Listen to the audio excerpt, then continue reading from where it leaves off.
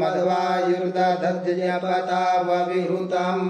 वातजूतो जो अविरक्षतित्मना प्रजाः पुपोख पुरुधा विराजति उद्यञ्जात वेदसन्देवं वहन्ति केतवः दृशे विश्वाय सूर्यं जेनापावकचक्षसा भुरन्यन्तं जना अनु त्वं वरुण पश्यसि दैव्यावद्वर्जो आगतगुं रथेन सूर्यत्वचा मध्वाजयगुं समञ्जाते तं प्रत्नधायं वेनश्चितरं देवानां तं प्रत्नधा पूर्वधा विश्वते मथा ज्येष्ठता तिम्बरैकदगुं सर्विदं प्रतीचीनं वृजनन्दो हसे धुनिमा सुञ्जयन्तमनुया सुवर्धसे अयं वेनश्चोदयत्कृष्णिगर्वा ज्योतिर्जरायुर्रजसो विमाने इममपागुं सङ्गमे सूर्यस्य शिशुन् न विपरामतिभिरिहन्ति चित्रं देवानामुदगाधनिकं चक्षुर्मित्रस्य वरुणस्याग्नेः आप्राद्या वा पृथिवी अन्तरिक्षगुं सूर्य आत्मा जगतस्तुखश्च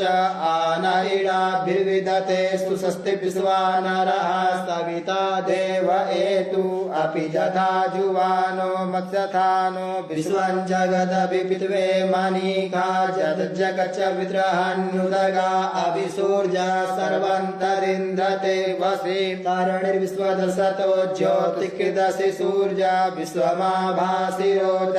मातसूर्यस्य देवत्वं तन्महित्वं मध्याकर्तोर्विततगुं सञ्जभार जदेदयुक्तहरितः सदस्तादात्रात्रिवासस्तनुते श्रीमस्मै तन्मित्रस्य वरुणस्याभिचक्षे सूर्यो रूपं कृणुते द्यौरूपस्ते अनन्तमन्यदृसदस्य पाजः कृष्णमन्यधरितः सम्भरन्ति नमः असि सूर्यवरादित्यमः असि महस्ते सतो महिमापनस्य ते धा देवमः असि सूर्यस्रवसा महा असि सत्रा देवमः असि मन्ना देवानां सूर्यः पुरोहितो विभुज्योतिरदाभ्यं